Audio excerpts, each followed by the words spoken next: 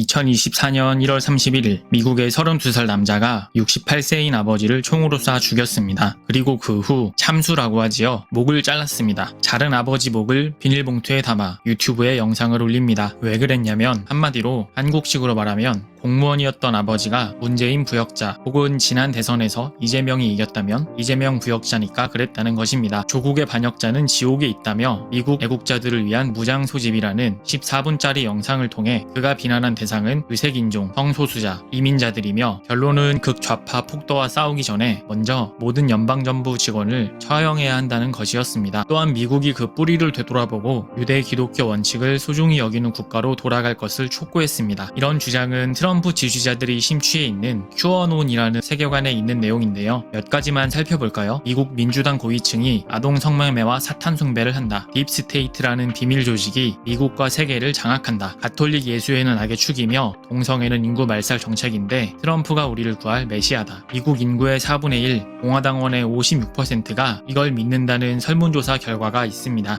QAnon을 주장하는 국회의원도 탄생했습니다. 2022년 미국 하원 의원이 된 마조 테일러 그린은 바이든이 취임한 다음날 탄핵안을 제출했습니다. 트럼프와 대권 경쟁을 벌인 힐러리 클린턴은 이들의 살해 위협에 시달렸고 바이든이 당선되자 수천 명의 트럼프 지지자가 미국 국회의사당을 점거했는데 거기에는 공화당 주의원, 우리식으로 말하면 경기도 지방의회 의원, 현직 6명, 전직 10명이 참여했습니다. 남 얘기 같나요? 문재인이 사탄된 지 어느덧 7년이 넘어가네요. 2017년까지는 사탄의 앞잡이라고 했는데 2018년부터는 사탄 그 자체가 되었습니다. 미국에서는 하원 국회의원이 됐는데 한국에서는 어떨까요? 전직 국방부 장관은 극우 기독교 태극기 집회에 참여해서 문재인 뭐가지 따는 건 시간 문제, 문재인이라는 악마를 탄생시킨 초대 악마인 노무현이라는 자가 대통령이 된 것, 이런 말을 한 사람입니다. 이들의 세계관에 의하면 문재인은 일루미나티, 프리메이슨, 아무튼 비밀 조직의 회원이고 가톨릭 신자인 그는 청와대를 예수회로 장악한 사람입니다. 여기서 잠깐만 교회 게시판에 있는 문서에서 말하는 영문판 위키백과에서 예수회의 위험성을 알아볼까요? 역시나 위험하네요. 얼마나 위험하냐면 히틀러가 특히 경멸했을 정도입니다. 한 번만 검증해봐도 알 수 있지만 한국교회 카톡방에서 이런 거 검증하면 안 돼요. 큰일 납니다. 좌파 빨갱이가 될 수 있으니까요. 국회 점거는 우리가 2년 빨랐네요. 카톡방에서 치밀한 지침을 전달하며 계획적으로 들이닥쳐 폭력 사태가 이어졌는데 놀랍게도 미국과 달리 처벌받은 사람이 없습니다. 힐러리 살해 위협이요? 문자 그대로 목에 칼이 들어온 이재명은 나무 젓가락에 찔렸는데 쇼했다는 게 그들의 정론입니다. 남 얘기면 좋겠는데 제 채널에도 많이 다녀가셔서 이미 남 얘기가 아니네요.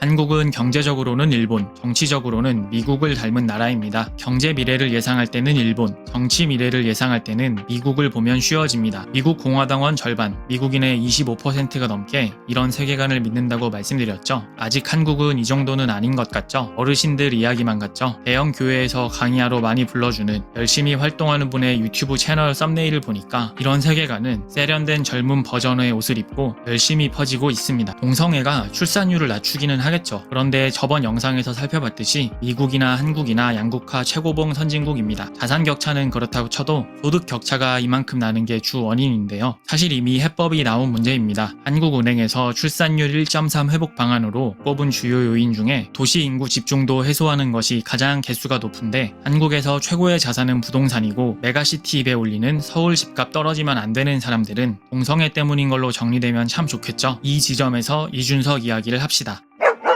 지금까지 제 얘기를 들으면서 좀 의아하셨을 수도 있어요. 이준석이 무슨 상관? 이준석은 극우 유튜브 보지 말라고 하는 편이고 극우 개신교는커녕 가톨릭 신자니까요. 그런데 제가 이준석을 위험하다고 생각하는 이유, 한반도 역사상 최악의 정치인으로 꼽은 이유는 이렇게 노골적으로 갈등해라, 분열해라, 혐오해라, 증오해라, 부추기고 부채질하는 정치인은 없었기 때문입니다. 이준석의 체급이 올라간 건 당대표가 되면서부터인데 지난 대선에서 세대 포이론이라는 걸 들고 나왔죠. 저번 영상에서 과연 꿀 빨았는지 검증한 4050 세대를 2030과 60대 이상이 포위해야 한다. 그리고 이번에 창당하면서 처음으로 들고 나온 아젠다는 지하철 노인 무임승차 폐지였습니다. 정치인이 지지층한테 어필할 수 있는 표 계산을 하고 의제를 던지는 것 자체는 잘못이 아닙니다. 그런데 당대표급 정치인들이 말이라도 혹은 선거 끝나고라도 자기를 지지하지 않는 사람, 여당이건 야당이건 소통하고 협치하겠다 이렇게 포용하는 척이라도 하는 것이 가식이나 위선이라고 할 수도 있겠지만 저는 사회 전체의 건강도라는 측면에서 이준석의 방식보다 낫다고 생각합니다. 이준석류 정치가 성공을 거둔다면 기존의 문법이 크게 바뀌는 셈이 됩니다. 이게 신호탄이 돼서 포용과 통합 같은 정신은 지금보다 훨씬 더 급속도로 메말라갈 것입니다. 이런 상태를 표현하는 말이 있는데 만인에 대한 투쟁입니다. 사람 면역력이 무너지면 건강할 땐 힘 못 쓰던 바이러스가 활개칠 수 있는 거 아시죠? 아버지 목을 자른 미국 젊은이 모습이 남 얘기 같으신가요? 지금 우리 사회는 이미 입구에 머리를 들이밀었습니다. 이준석은 신호탄입니다. 이준석류 정치가 이번에도 성공하면 지금까지 풍경은 우스운 새로운 시대가 열릴 겁니다.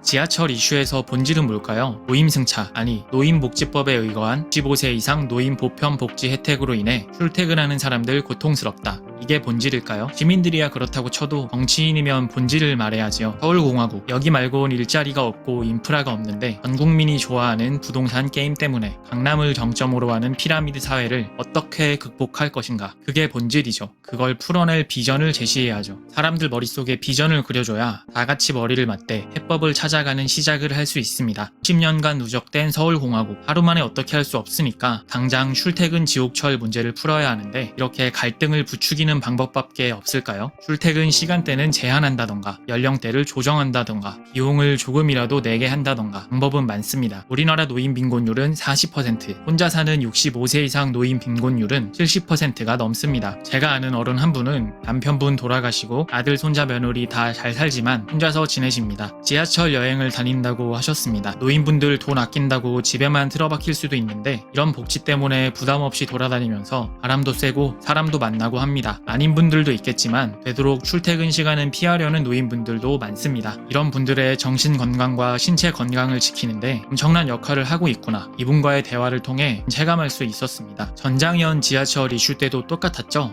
당시 집권 여당 당대표였던 이준석이 풀어낸 방식은 저 새끼들 때문에 다들 힘들어진다 였습니다. 근데 솔직히 힘들어졌죠. 그런데 대중적 지지를 얻는 집권 여당 당대표가 저렇게 구호를 외쳐버리자 사람들이 시위에 나온 장애인들을 바라보는 시선이 이전과는 다르게 노골적으로 바뀌었습니다. 혐오, 차별, 증오, 분노, 심지어 조롱. 한국 장애인 10명 중에 9명은 후천적 장애인인 거 아시나요?